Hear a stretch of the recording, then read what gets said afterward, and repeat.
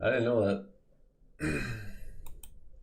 The totally cis urge to click on a what to expect video about transitioning. Welcome and buckle in, because this is going to be a ride. Softening of the skin is self-explanatory. However, it does come with the side effect of your friends or yourself touching your face excessively. That, in line with decreased oils of the skin, will give you a more feminine glow. Decreased muscle mass will make jars your new rival. However, it does come with a more feminine frame, so that's a huge W. And if you're at all a masochist like I am, being domed by a jar is not that bad. You'll also experience thin and slow growth of body hair and facial hair. As well, although rare, you may see some spots no longer grow at all. Something that might be very important for you to hear is if male pattern baldness runs in your family, you have permission to now laugh at your father, because that will very likely not affect you. Body fat redistribution helps feminize your features even more, bringing fats to your face, your thighs, and away from the masculine areas in your body. If the first thing that came to your mind was you're going to save lives with your thighs, then congratulations, you're a degenerate like me. Let's continue. Breast growth means breast tissue means mammary glands, which means yes, you can breastfeed a baby, or your boyfriend if that's what you're into, or your girlfriend. I don't really judge. You're also very unlikely to reproduce, so you might want to get a sperm bank to wingman for you. Naturally, there are risks associated, but don't get that information from a VTuber. Talk to medical professionals or look up reputable websites. But what about the mental side of things? Well, that's what I find most interesting. First, emotions are going to come in like a mule with nothing but the intention to beat the shit out of you. That said, the ability to feel emotions and actually cry is probably one of the most liberating things about all of this. In a metaphorical sense, testosterone makes emotions feel like a black and white film, whereas estrogen is like that, but a unicorn vomited colors literally everywhere. You do, however, adapt to this, making it a lot easier to manage down the road. With all of that said, I'm going to get into a timeline of before, during, and after. Before anything, and for those that don't know, to get your treatment, you have to go through a medical professional like a family doctor, that or a gender-affirming clinic. There is the third option of DIY, which I personally never recommend. However, if you're forced to take that option, try and get some doctor of some kind to at least oversee your chemical balances. At this point, it's day one, you have your titty skills, and you've consulted those around you that you think will support you. Month one is packed with anxieties and excitement. You've taken a step in a new direction, literally leaving your old life behind. And if you're like me at this point, you swear to yourself you'll never become attracted to men. We'll come back to this later. Between month 1 and 2, you're peeling off these old layers and emotions are really starting to throttle you. Now, at this point, you might be a blubbering mess at almost anything. You might even go out of your way to exasperate the issue, because crying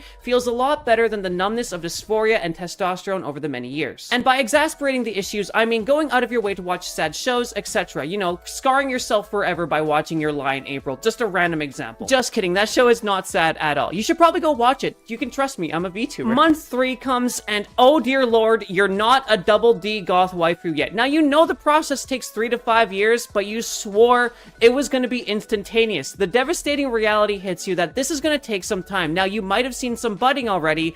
Regardless of all of that, you know for sure that on average, this is where people begin to bud. And if you don't begin to bud here, don't panic too much, because these charts and these averages are very subjective to your genetics, so you might just be a bit of a late bloomer, okay? Don't panic. Now, this one's going to be a little bit more subjective. However, maybe you relate. At about month 6, you finish your job, you're filling up your truck, and you're about to drive home, and as you're driving home, you realize your eyes kind of dart towards this man's very muscular back. Fuck, we're attracted to men now. It's very subjective to people's experiences and their preferences, but ultimately, some people do find that their sexual preferences change during transition. I personally became very attracted to men, and I only dated men for quite some time. At about this time as well, it started to kind of do some funky things with my brain, where I would look at some dudes and I'd be like, wow, I would love to have his babies. Then I'd have to remind myself that, yeah, we don't have the utility for that, but it's a great thought. Those thoughts kind of came like hiccups. Like, it wasn't me thinking that, it just kind of popped into my head naturally. I don't know, kind of like an instinct.